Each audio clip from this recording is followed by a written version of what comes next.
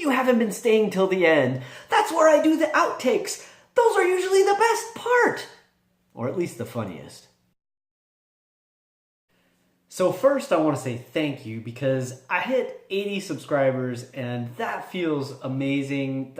We've gotten like 10 or 11 new subscribers over the last month and that's incredible. So Logan and Chelana Rose, and I'm probably saying the name wrong, so forgive me, but welcome. Thank you both for joining us. We are here to have a conversation, I guess, or at least I'm here to talk about D&D and RPGs, and I'm just so grateful to everyone that participates and checks out these silly little vlogs that I've been producing here. This is number 126, and I am just thrilled, and I can't believe this already. We're here in the triple digits. This is awesome, and you know, I guess I should say I'm Gregory. This is 1 in 20 D&D. You probably already know that. If this is your first time here, this is a vlog about D&D and RPGs. And I gotta say, one thing that I want to share with you all real quick before I get into the other quick thing I'm going to talk about tonight. Real short video today. Check this out. If you are not already connected to everyone, I'm saying that very loosely. If you're not connected to the D&D and RPG and ttrpg community on Twitter, there's a pretty huge group of individuals there. I would say there's like thousands, probably tens of thousands of people on Twitter that communicate every day about all kinds of different stuff in this, you know, world of TTRPGs and so forth. And it's been a great source for myself of not only information, but these like growing friendships, which are fantastic. It's a great way to find games because you never know. Somebody might say, hey, who wants to play some D&D tonight or something like that. And between Twitter and Discord, there's these awesome communities that are starting to grow. Facebook a little bit as well, but I think I find that Facebook tends to be more like location specific, it seems, and the conversations tend to be a little more broad and longer, whereas Twitter, because of its nature, it's these short little interactions, and again, just a great way to meet and greet people and find out what's going on in the D&D community and the RPG community. And today, Tabletop Bellhop had a great thread that I was sort of participating with, you know, talking with a couple other people in there. And he asked, like, aside from D&D, what was the other RPG that got you started? Or that either you played before D&D and that led you into D&D, or after you started D&D, what was the first RPG outside of D&D that you played? Which was a great conversation because, man, it brought back so many good memories. Remember, as I've said before, I've been playing role-playing games since the 80s, y'all. So, like, lots of experience and time. And I remember back in the 80s, there was a couple of really cool games that came out alongside of Dungeons & Dragons. Right off the bat, the first one that I actually played besides Dungeons & Dragons was called Toon. T-O-O-N, like cartoon, Toon. And that was it was a Steve Jackson games, which I absolutely love, because obviously Car Wars is another game that I still play, which you can see videos on this channel of us being ridiculous and blowing up each other's cars, which is fun. And so this other game, Toon, was awesome. I only got to play it one time, but the premise is you basically create a cartoon character and then, of course, shenanigans. And so it was lots of fun, and I got into the art, and I just loved the whole concept. It was so much fun. Now, another great game that was, I don't even want to go there. There were so many other games, GURPS and Rifts and like all these other Palladium, and there was all these incredible games, then Shadowrun and Vampire, and of course Warhammer Fantasy Battle, and all these other games came out during the 80s into the 90s, and now here we are in 2019 now, and over the last couple years with Dungeons & Dragons 5e just exploding, there's similarly been a really awesome like upsurgence of all these other indie games and a resurgence of games like now, here on 1 in 20 D&D, we've been playing Car Wars and Battletech RPG. I will get more of those videos edited up on the channel as soon as possible. I promise. That's my word to you. I promise that they're in the works. I've been focusing more on these and other things, so it's just gotten a little shoved to the side. But I will get those back in the loop here so that you have some more exposure to some other games besides D&D.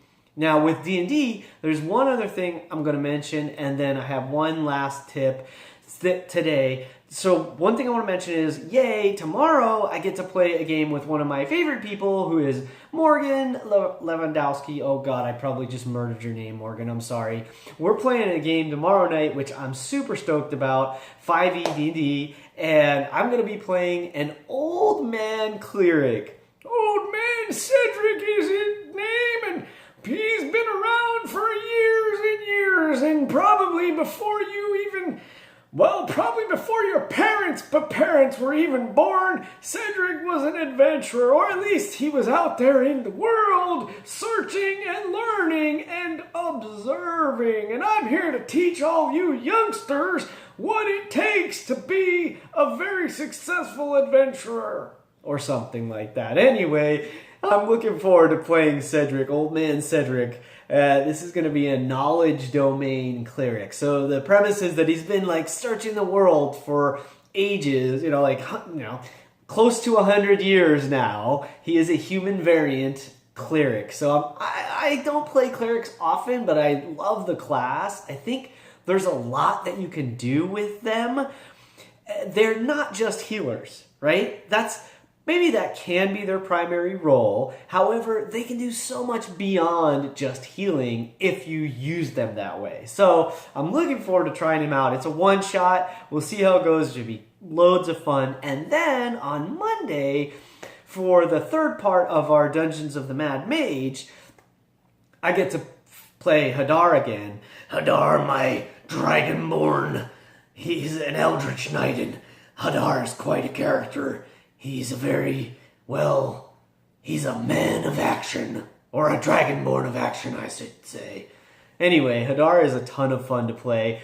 That game has been crazy. Last week's session was loads of fun. Hadar now has spider legs coming out of his back. So yeah, that happened. That was kind of nuts. And I'm looking forward to getting through this next, hopefully finishing this level of the Dungeon of the Mad Mage successfully. Whatever that means, I don't know. Just tune in. That's again back on Variant Rolls on their Twitch channel on Monday night. So just some cool stuff coming in the next 2 days. All right, now the last thing I'm going to mention today, and this is just because, wow, I've watched a total of 4 videos in this series now, and I cannot believe how much I'm learning as a DM. Now, I've only been running the game as a DM for, seriously, for a couple years now. I tried it out, when I very first started D&D, way back in the 80s, like I said, 30-ish years ago, more than that, closer to 35 years ago. I was yeah, I'll be the DM, and I tried it, for a game, and I got into making the map and setting things up, but it never really went anymore. And then what happened is I found some great DMs, so I got to be a player for years and years and years because I had such a great DM. There was no reason for me to run a game.